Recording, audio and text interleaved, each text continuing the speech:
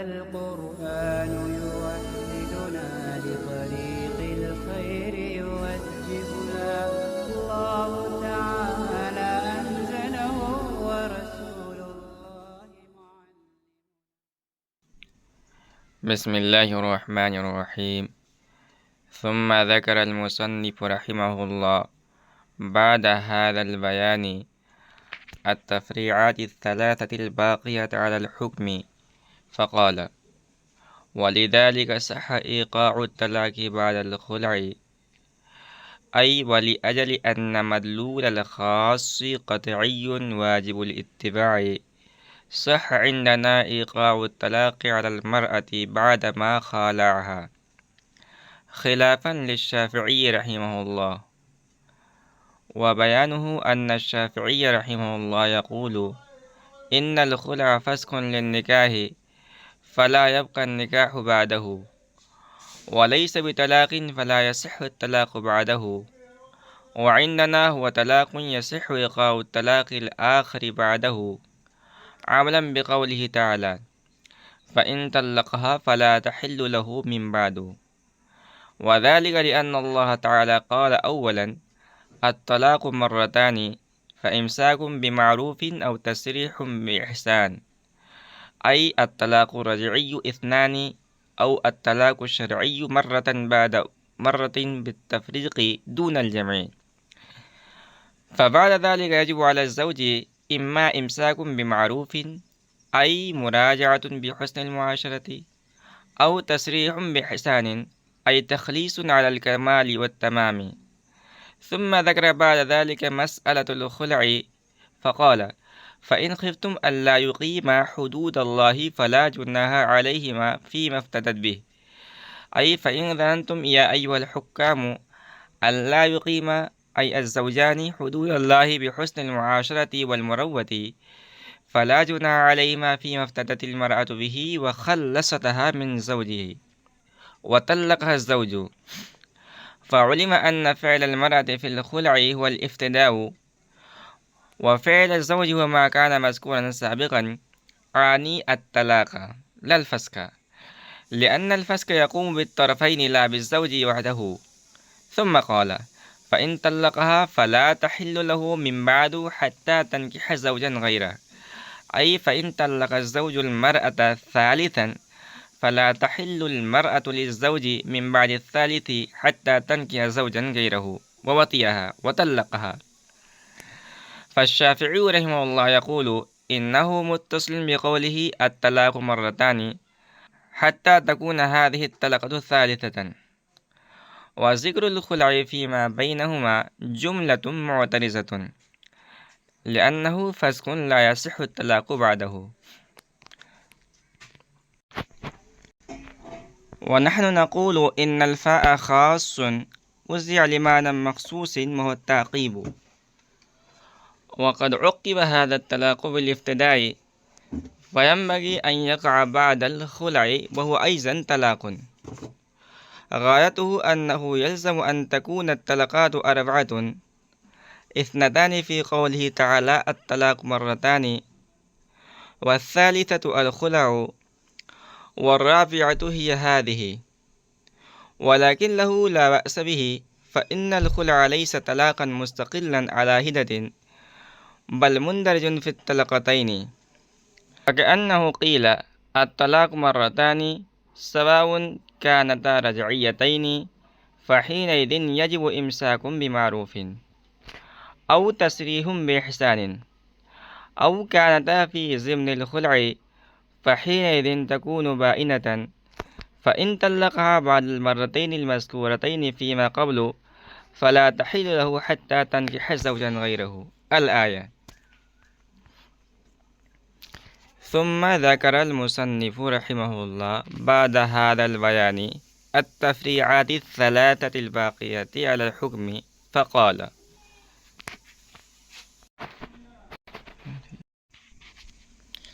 پھر مصنف رحمۃ اللہ علیہ نے اس بیان کے بعد خاص کے حکم پر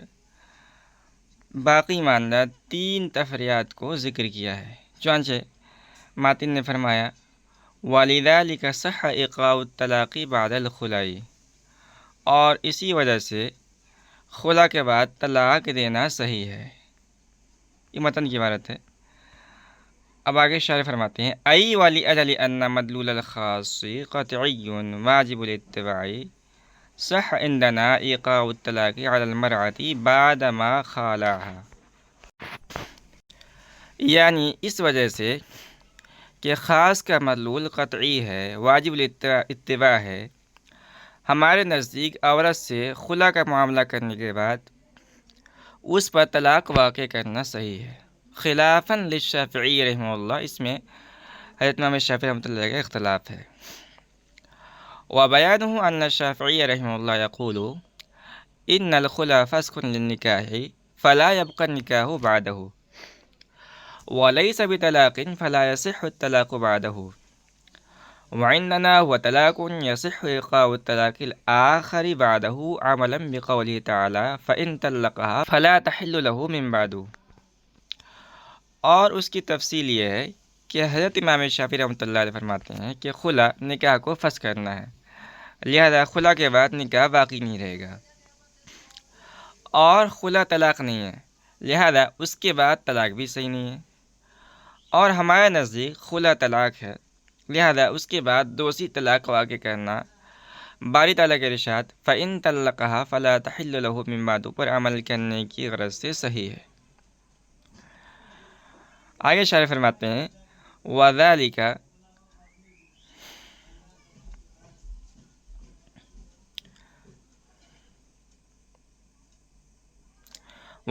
لِأَنَّ اللَّهَ تَعَالَى قَالَ أَوَّلًا الطلاق مرتان فإمساك بمعروف أو تسريح بإحسان، أي الطلاق رجعي اثنان أو الطلاق الشرعي مرة بعد أخرى بالتفريق دون الجمع، فبعد ذلك يجب على الزوج إما إمساك بمعروف أي مراجعة بحسن المعاشرة أو تسريح بإحسان أي تخليص على الكمال والتمام،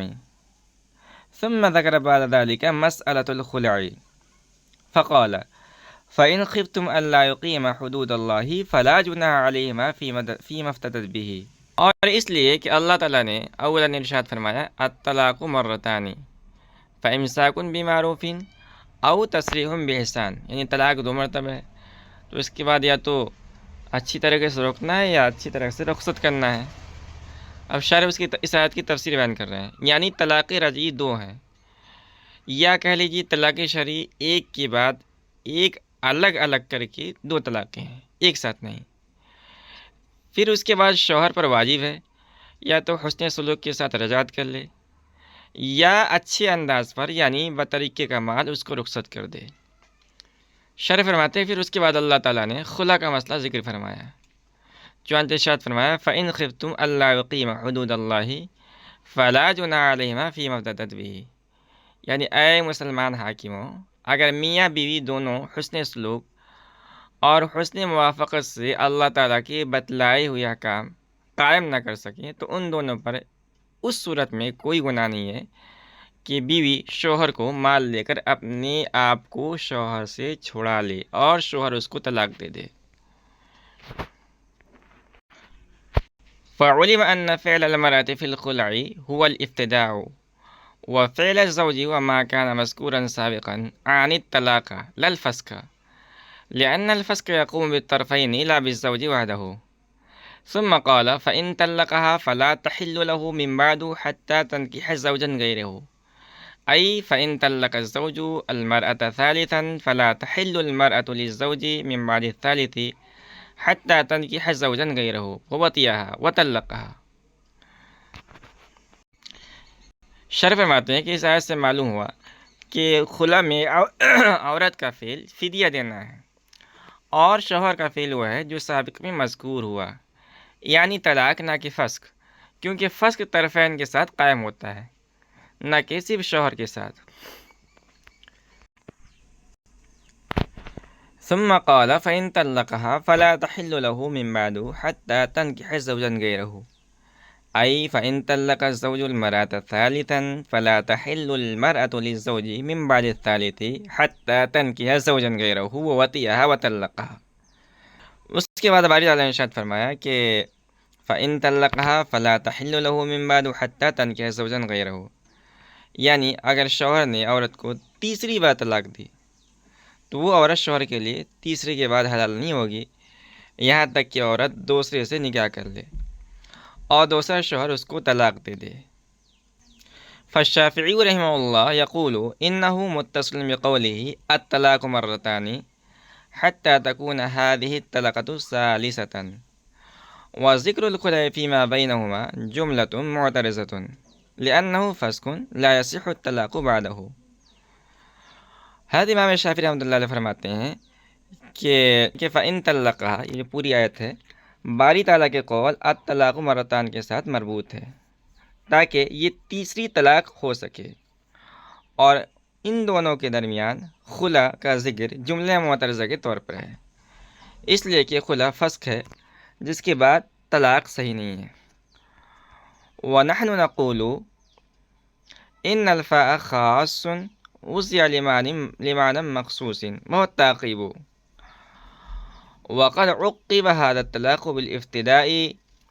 فينبغي أن يقع بعد الخلع وهو أيضا طلاق،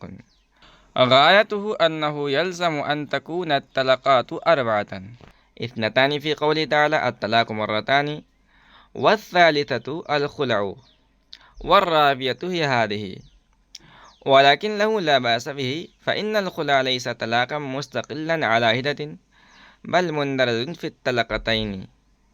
فكأنه قيل الطلاق مرتان سواء كانتا رجعيتين فحينئذ يجب إمساك بمعروف أو تسريح بإحسان، أو كانتا في ضمن الخلع فحينئذ تكون بائنة، فإن طلقها بعد المرتين المذكورتين فيما قوله فلا تحل له حتى تنكح زوجا غيره الآية۔ اور ہم کہتے ہیں کہ فإن طلقها میں جو فا ہے یہ خاص ہے جو مخصوص معنی کے لیے وضع کیا گیا ہے، اور وہ معنی تعقیب کے ہیں، اور یہ طلاق ابتدا کے بعد لائی گئی ہے، تو مناسب یہ ہے کہ خلا کے بعد طلاق واقع ہو۔ شارح فرماتے ہیں کہ خلاوی طلاق ہے، زیادہ سے زیادہ یہ لازم آئے گا کہ اس صورت میں طلاقیں 3 کے بجائے 4 ہو جائیں گی، 2 باری تعالیٰ کے ارشاد میں الطلاق مرتان میں، اور تیسری خلا کی شکل میں، اور چوتھی جو طلاق ثلاثہ کا ذکر کیا گیا ہے وہ ہو جائے گی۔ شارح فرماتے ہیں لیکن اس میں کوئی مذائقہ نہیں ہے، اس لیے کہ خلا مستقلاً علیحدہ طلاق نہیں ہے بلکہ وہ 2 طلاق میں داخل ہے، گویا کہ کہا گیا کہ طلاق 2 ہیں، خواہ وہ دونوں رجعی ہوں اور اس وقت حسن سلوک کے ساتھ لوٹا لینا یا اچھے طریقے سے رخصت کر دینا واجب ہے، یا دونوں خلا کے ضمن میں ہوں تو اس صورت میں طلاق بائنہ ہوگی، تو اس صورت میں طلاق بائنہ ہوگی۔ بس اگر ان 2 طلاقوں کے بعد جو سابق میں مذکور ہیں شوہر عورت کو طلاق دے دے تو وہ عورت اس کے لیے حلال نہیں ہوگی یہاں تک کہ دوسرے شوہر سے نکاح کر لے۔ ثم ذکر المصنف رحمہ اللہ بعد هذا البیان التفریعات الثلاثة الباقیة على الحکم فقال ولذلك صح ایقاع الطلاق بعد الخلع۔ اس عبارت میں مطلقاً خاص کے حکم پر 5ویں تفریع ہے، اور حکم اول یعنی جو خاص کا پہلا حکم تھا ان یتناول المخصوص قطعا، اس حکم پر یہ دوسری تفریع ہے، اور اس مسئلے کی تفصیل یہ ہے کہ خلا ہمارے نزدیک طلاق ہے۔ خلا ایک اصطلاحی لفظ ہے اور اس کے معنی آتے ہیں مل کے نکاح کو لفظ خلا یا اس کے ہم معنی لفظ سے زائل کرنا۔ شارح فرماتے ہیں کہ خلا ہمارے نزدیک طلاق ہے، اور حضرت امام شافعی رحمۃ اللہ علیہ کے نزدیک فسخ ہے۔ اختلاف کو ایسا ہمارا اس صورت میں ظاہر ہوگا کہ اگر کوئی آدمی اپنی بیوی کو 2 طلاقیں دے دے اور پھر اس کے بعد خلا کر لے، تو اب یہ آدمی حضرت امام شافعی رحمۃ اللہ کے نزدیک بغیر حلالہ کے اس عورت کے ساتھ نکاح کر سکتا ہے، اس لیے کہ اس نے 2 ہی طلاقیں دی تھی، اور ہمارے نزدیک بغیر حلالہ کے نکاح جائز نہیں ہوگا۔ طلاق اور فسخ کے نکاح کے درمیان فرق یہ ہے کہ طلاق کے بعد طلاق واقع کرنا صحیح ہے، لیکن فسخ کے نکاح کے بعد طلاق واقع کرنا صحیح نہیں ہے۔ شارح فرماتے ہیں کہ دونوں حضرات کے مستدل کی تفصیل یہ ہے کہ مسئلہ طلاق میں باری تعالیٰ نے جو تفصیلی حکم سورہ بقرہ کے اندر ذکر کیا ہے، تو اس میں باری تعالیٰ نے اولین ارشاد فرمایا ہے کہ الطلاق مرتان فامساکم بمعروف او تسریح باحسان، یعنی طلاق رجعی 2 بار تک ہے، اور معاملہ ایسا نہیں ہے جیسا کہ زمانہ جاہلیت کے اندر تھا کہ لوگ طلاق دیتے رہتے تھے اور رجعت کرتے رہتے تھے لا الہ نہایہ۔ یہ آیت کا مطلب یہ ہے کہ طلاق شرعی 2 بار الگ الگ کر کے دینا ہے، نہ کہ ایک ساتھ۔ اب 2 بار طلاق دینے کے بعد شوہر پر واجب ہے کہ یا تو وہ دستور شرع کے مطابق رکھ لے، یعنی رجعت کر لے، یا اس کو اچھے انداز پر چھوڑ دے، یعنی طلاق دے کر رجعت نہ کرے، تاکہ عورت اپنی عدت گزار کر نکاح سے نکل جائے اور اس کے بعد کسی دوسرے سے نکاح کر لے۔ اس کے بعد باری تعالیٰ نے خلا کا مسئلہ ذکر فرمایا ہے، چنانچہ ارشاد فرمایا فَإِنْ خِفْتُمْ أَلَّا يُقِيمَا حُدُودَ اللَّهِ فَلَا جُنَاحَ عَلَيْهِمَا فِي مَا افْتَدَتْ بِهِ۔ اس آیت کے اندر مسلمان حاکموں کو مخاطب کیا گیا ہے کہ اگر تم لوگ ڈرو اس بات سے کہ میاں بیوی زوجین قائم نہ رکھ سکیں گے اللہ کی حدود کو، تو تم پر کچھ گناہ نہیں ہے، تو کچھ گناہ نہیں ہے دونوں پر اس میں کہ عورت بدلہ دے کر چھٹکارا پا لے اور شوہر مال لے کر اس کو طلاق دے دے۔ اس آیت سے معلوم ہوا کہ عورت کا فعل فدیہ دینا ہے، جس کو بدل خلا کہا جاتا ہے، اور شوہر کا فعل مال لے کر طلاق دینا ہے۔ فسخ کرنا شوہر کا فعل نہیں ہے، کیونکہ فسخ کا تعلق طرفین کے ساتھ ہوتا ہے، تنہا شوہر کے ساتھ نہیں ہوتا ہے۔ پھر باری تعالیٰ نے ارشاد فرمایا کہ فَإِن طَلَّقَهَا فَلَا تَحِلُّ لَهُ مِن بَعْدُ حَتَّى تَنكِحَ زَوْجًا غَيْرَهُ، یعنی اگر شوہر نے عورت کو تیسری طلاق دے دی تو اب حلال نہیں اس کے بعد وہ عورت اس کے لیے، جب تک کہ وہ عورت دوسرے شوہر سے نکاح نہ کر لے۔ شارح فرماتے ہیں کہ حضرت امام شافعی رحمۃ اللہ فرماتے ہیں کہ آیت فَإِن طَلَّقَهَا فَلَا تَحِلُّ لَهُ مِن بَعْدُ یہ الطلاق مرتان کے ساتھ مربوط ہے، اور آیت فَإِن طَلَّقَهَا فَلَا تَحِلُّ مِن بَعْدُ میں تیسری طلاق کا ذکر ہے۔ اور رہا خلا، تو خلا کا ذکر درمیان میں جملہ معترضہ کے طور پر ہے۔ جملہ معترضہ کے طور پر 2 اور 1 طلاق کے درمیان مذکور ہے، کیونکہ خلا فسخ نکاح ہوتا ہے اور فسخ نکاح کے بعد طلاق صحیح نہیں ہوتی ہے، تو چونکہ خلا فسخ نکاح ہے اور فسخ نکاح کے بعد طلاق دینا درست نہیں ہوتا ہے، اس لیے فَإِن طَلَّقَهَا کو الطلاق مرتان کے ساتھ مربوط قرار دے کر خلا کو جملہ معترضہ قرار دیا گیا ہے۔ یہ بات یہاں پوری ہوئی۔ شارح فرماتے ہیں کہ ہماری طرف سے یہ کہا جائے گا کہ فَإِن طَلَّقَهَا میں فا ایک خاص لفظ ہے جو ایک معلوم معنی یعنی تعقیب کے لیے وضع کیا گیا ہے، اور تعقیب کہتے ہیں ما بعد کا ما قبل پر مرتب ہونا۔ تو فا جو ایک خاص لفظ ہے وہ اپنے مدلول کو قطعی طور پر شامل ہوگا، یعنی فا کا ما بعد بغیر کسی فصل کے اپنے ما قبل پر مرتب ہوگا، اور اس فا کا ما قبل خلا ہے، تو گویا تیسری طلاق خلا پر مرتب ہوئی، اور تیسری طلاق کا خلا پر مرتب ہونے کا مطلب یہ ہے کہ خلا کے بعد طلاق ہو سکتی ہے، اور خلا کے بعد اسی وقت طلاق واقع ہو سکتی ہے جب کہ خلا بھی طلاق ہو، کیونکہ پہلے گزر چکا ہے کہ طلاق کے بعد طلاق واقع ہو سکتی ہے، فسخ کے بعد طلاق واقع نہیں ہو سکتی ہے۔ تو اس طور پر ثابت ہوا کہ خلا طلاق ہے، نہ کہ فسخ نکاح۔ شارح فرماتے ہیں کہ اس صورت میں زیادہ سے زیادہ یہ اعتراض ہو سکتا ہے کہ خلا کو طلاق قرار دینے کی صورت میں یہاں پر 4 طلاقیں ہو جائیں گی۔ 2 طلاقیں تو الطلاق مرتان کے تحت آئیں گی، تیسری خلا کی شکل میں، اور چوتھی فَإِن طَلَّقَهَا میں۔ حالانکہ طلاق شریعت کے اندر 3 ہی مشروع ہے، نہ کہ 4۔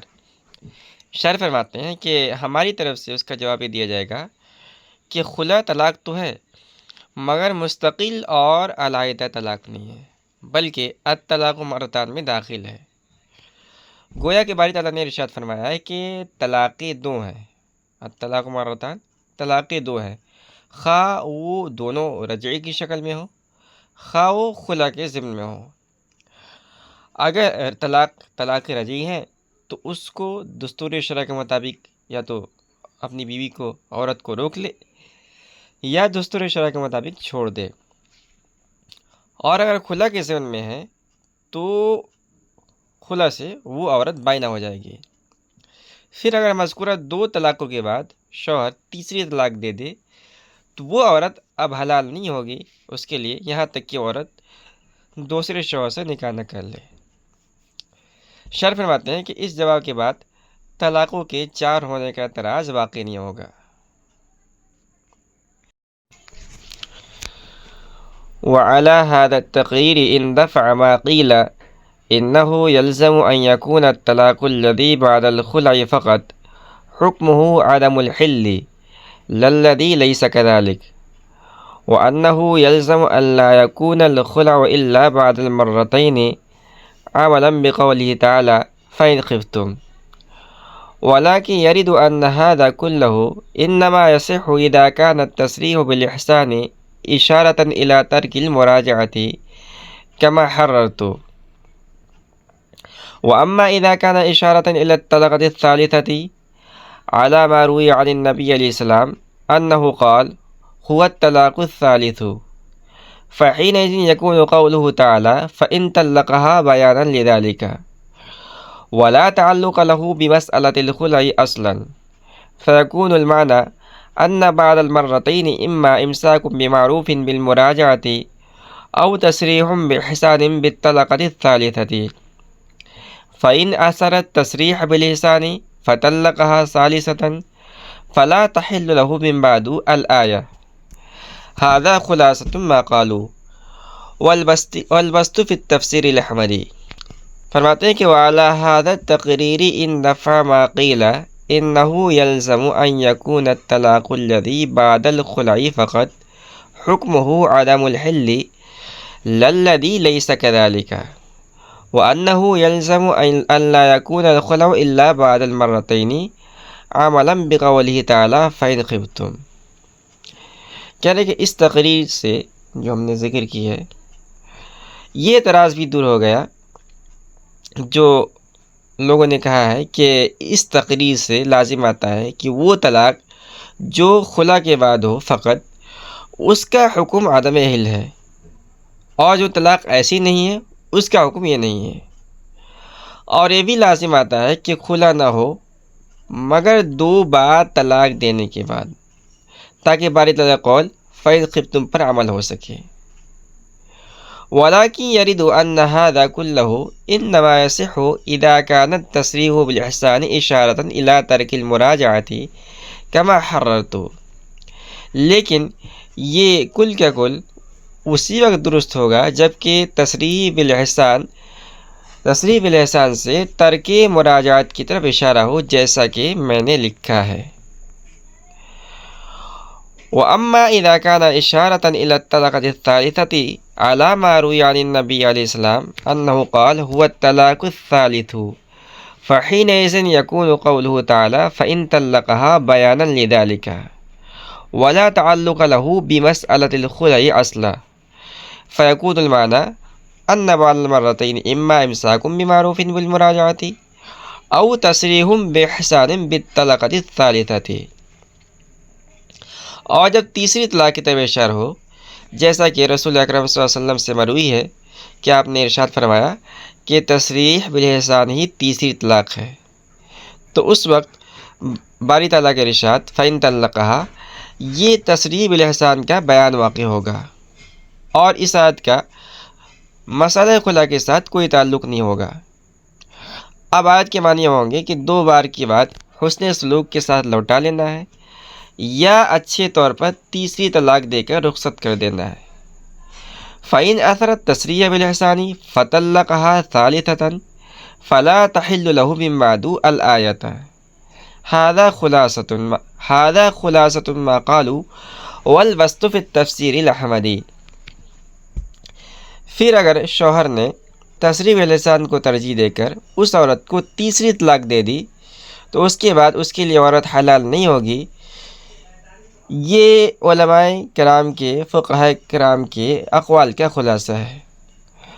اور اس سے زیادہ تفصیل آپ کو تفسیر احمد وعلی هذا التقریر اندفع ما قیل انه يلزم ان يكون الطلاق الذي بعد الخلع فقط حکمه عدم الحل۔ یہ شارع کی طرف سے ایک دفع دخل مقدر ہے۔ شارع فرماتے ہیں کہ ہم نے ماقبل کے اندر آپ کے سامنے تفصیل کے ساتھ بیان کیا تھا کہ خلا مستقل طلاق نہیں ہے، تو اس پوری تقریر سے 2 اعتراض اور دور ہو گئے۔ پہلا اعتراض تو یہ دور ہوا کہ فَإِن طَلَّقَهَا، اس میں فا اگر تعقیب کے لیے ہے، جیسا کہ آپ نے بتلایا، اور آپ نے یہ بھی بتلایا کہ تعقیب کا مطلب یہ ہوتا ہے کہ فا کا ما بعد اس کے ما قبل مرتب ہوتا ہے، تو اس سے یہ لازم آئے گا کہ تیسری طلاق اگر خلا کے بعد ہے تب تو عدم حل یعنی عورت کے لیے حرمت غلیظہ ثابت ہوگی، اور اگر خلا کے بعد نہیں ہے بلکہ 2 طلاق رجعی کے بعد ہے تو اس سے حرمت غلیظہ ثابت نہیں ہوگی، حالانکہ یہ صورت مسئلہ غلط ہے۔ شارح فرماتے ہیں کہ ہماری تقریر سے یہ اعتراض دور ہو جائے گا۔ کیسے دور ہوگا؟ اس طور پر دور ہوگا کہ خلا مستقل طلاق نہیں ہے، بلکہ الطلاق مرتان، جس میں 2 طلاق کا ذکر ہے، اسی میں خلا بھی داخل ہے، لہذا عدم حل یعنی حرمت غلیظہ اس طلاق کا حکم ہے جو 2 طلاقوں کے بعد واقع ہو۔ اب وہ 2 طلاقیں خواہ طلاق رجعی کی شکل میں ہو یا خلا کے ضمن میں ہو۔ خلاصہ یہ ہے کہ جب خلا مستقل طلاق نہیں ہے تو عدم حل یعنی حرمت غلیظہ خاص طور پر اس طلاق کا حکم بھی نہیں ہوگا جو خلا کے بعد واقع ہو۔ یہ تھا پہلا اعتراض جو دور ہو گیا۔ دوسرا اعتراض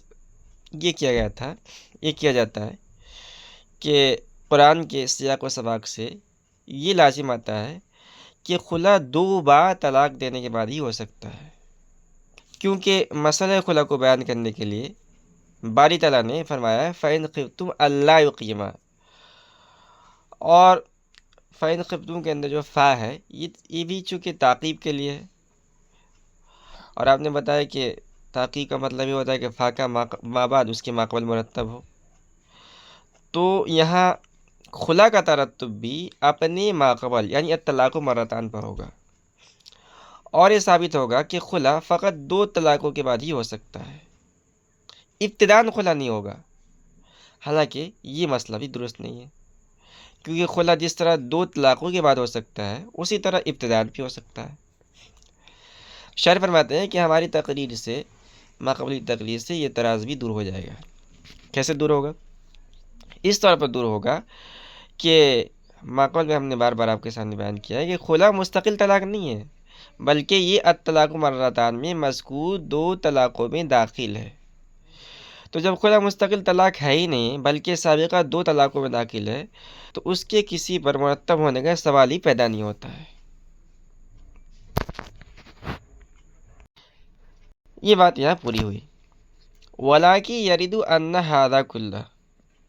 یہاں سے شارح نے فرماتے ہیں کہ حنفیہ کے نزدیک خلا کا طلاق ہونا اور خلا کے بعد طلاق واقع کرنے کا صحیح ہونا، یہ سب تفصیل اس وقت صحیح ہوگی جب آیت میں تصریح بالاحسان ترک مراجعات کی طرف اشارہ ہو، جیسا کہ شارح فرماتے ہیں، جیسا کہ ہم نے آیت کی تفسیر اسی کے موافق کی ہے۔ اور اگر تصریح بالاحسان سے تیسری طلاق کی طرف اشارہ ہو، جیسا کہ ایک حدیث سے معلوم ہوتا ہے کہ ایک شخص نے آپ صلی اللہ علیہ وسلم سے تیسری طلاق کے بارے میں دریافت کیا، تو آپ نے ارشاد فرمایا کہ تصریح بالاحسان ہی تیسری طلاق ہے۔ تو اگر یہ والی تفسیر مراد لی جائے تو اس صورت میں فَإِن طَلَّقَهَا، اس میں تیسری طلاق کا بیان نہیں ہوگا، بلکہ فَإِن طَلَّقَهَا یہ تصریح بالاحسان کا بیان واقع ہوگا، ایک قسم کی تاکید، اور مسئلہ خلا کے ساتھ اس کا کوئی تعلق نہیں ہوگا۔ اور اس صورت میں آیت کے مطلب معنی ہوں گے کہ دو بار طلاق کے بعد حسن سلوک کے ساتھ یا تو بیوی کو لوٹا لینا ہے یعنی رجعت کرنا ہے، یا اچھے انداز سے تیسری طلاق دے کر بیوی کو رخصت کر دینا ہے۔ تو اگر شوہر نے تصریح بالاحسان کو ترجیح دے کر اس عورت کو تیسری طلاق دے دی تو اس کے بعد اس کے لیے عورت حلال نہیں ہوگی۔ آخر میں شاعر نے ارشاد فرمایا ہے کہ ہم نے جو اتنی تفصیل کے سامنے آپ کے سامنے مضمون بیان کیا ہے، یہ علماء کے اقوال کا خلاصہ ہے، اور آپ کو اگر مزید تفصیل چاہیے تو میری تفسیر کی کتاب تفسیر احمدی کا مطالعہ کر سکتے ہیں۔